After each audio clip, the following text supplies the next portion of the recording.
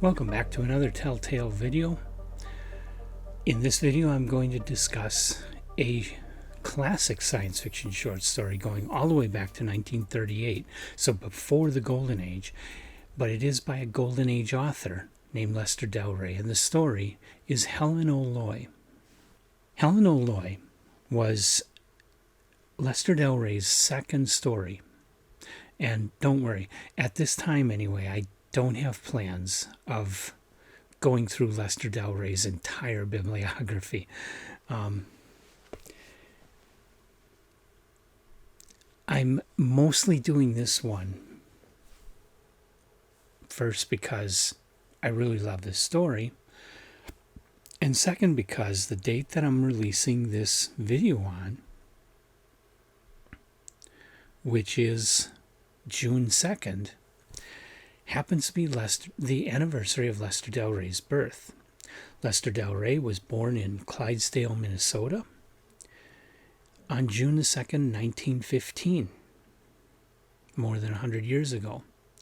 He died on May 10th, which is actually tomorrow as I'm recording this.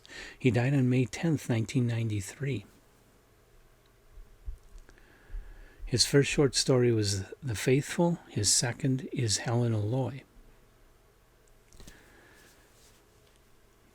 Now, I first came across Helen O'Loy in this anthology, Souls in Metal by Mike Ashley. It's an anthology of robot stories. Anthology of Robot Futures, he titled it. Mike Ashley is an amazing anthologist. He's still doing a lot of anthologies today, most notably for the British Library. He's got a whole series of great anthologies for them.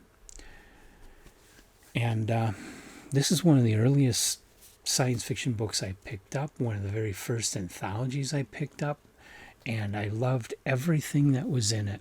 I mean, this book has Asimov, Lester Del Rey, Philip K. Dick, Brian Aldiss,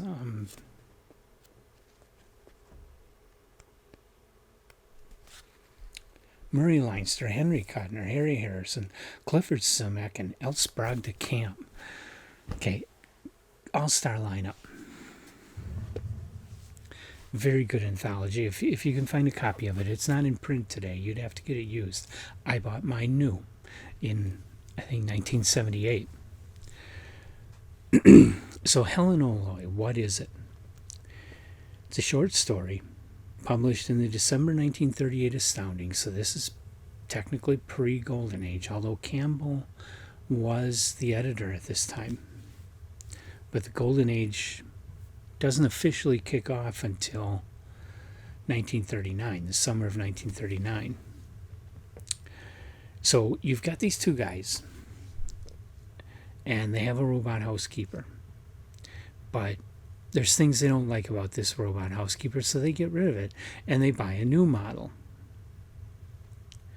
And it comes with just this weird number letter sequence for a model number instead of a name. And so they decide to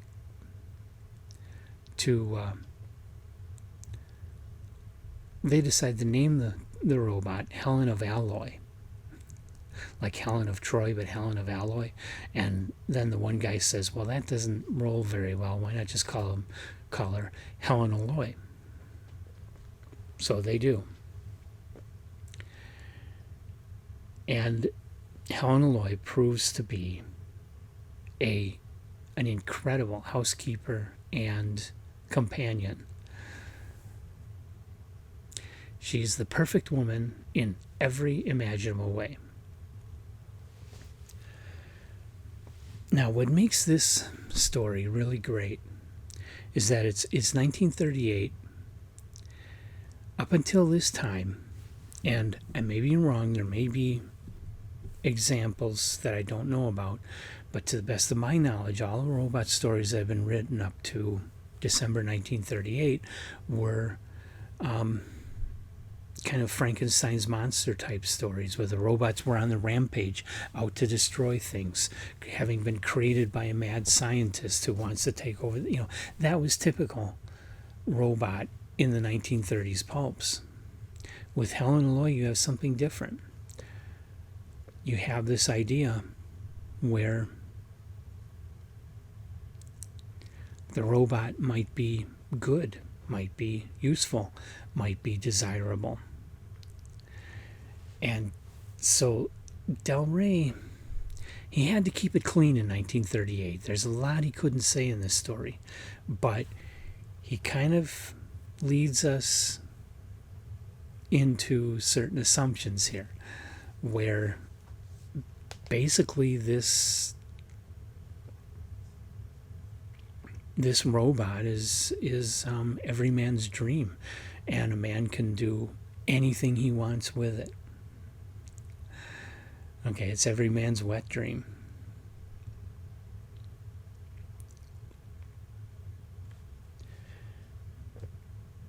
And through the story, there's some reluctance on the part of these two men to accept the idea that this robot is really good. And they kind of reject the robot. But by the end of the story, they start to come around and see that the robot is everything that they wanted it to be. There's a lot about this story that modern audiences, modern readers would not like. First of all, the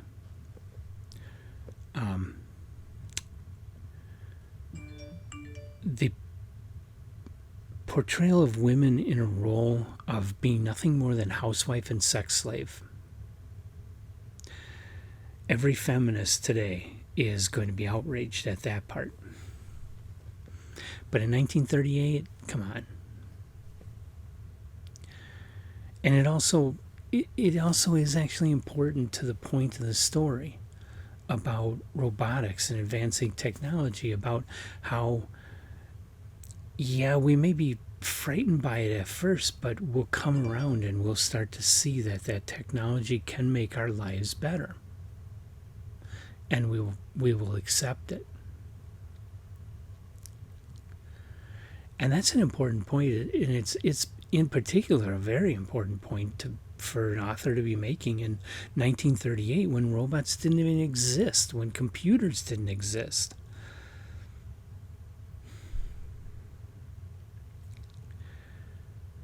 So I give this one a top tail, even though the characterization is clunky, even though the robot woman is painted as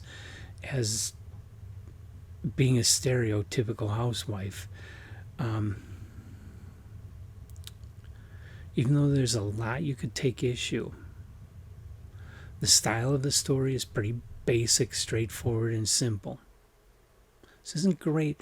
This isn't Ray Bradbury. This isn't Edgar Allan Poe. This isn't... Lester Del Rey was not a stylist.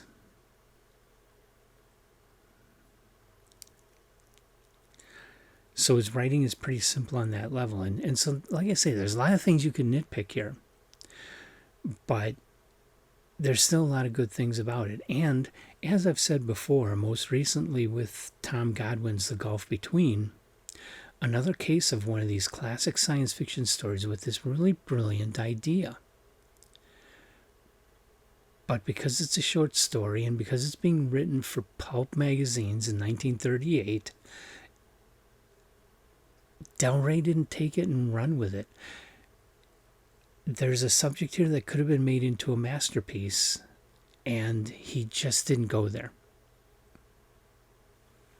Which is kind of sad, but it's still an enjoyable story for anybody who likes classic science fiction. You gotta like short stories. You gotta like the older science fiction that isn't very heavy on character. You gotta excuse the clunkiness and just take it for what it is and enjoy it. And then you find that it is it is a good story, and it's historically significant because it's a Golden Age story before the Golden Age even started. Although, personally, I like to extend the Golden Age back a little bit because Who Goes There by John Campbell really is the first Golden Age story. And that was earlier in 1938 than December. So, anyway, leave your comments about Helen, Illinois, about it, Lester Del Rey, about anything else you want to talk about. And like us, subscribe to us, keep coming back. I have done Del Rey's third story, The Day Is Done, and found that to be a really remarkable story. Well written, too. Way, way better written than Helen, Illinois. I don't know beyond that when I'm going to get back to Lester Del Rey. He's on the back burner because I got a lot of other authors to talk about it and a lot of complete bibliographies I'm trying to work through. So come on back and join me for whatever I talk about next.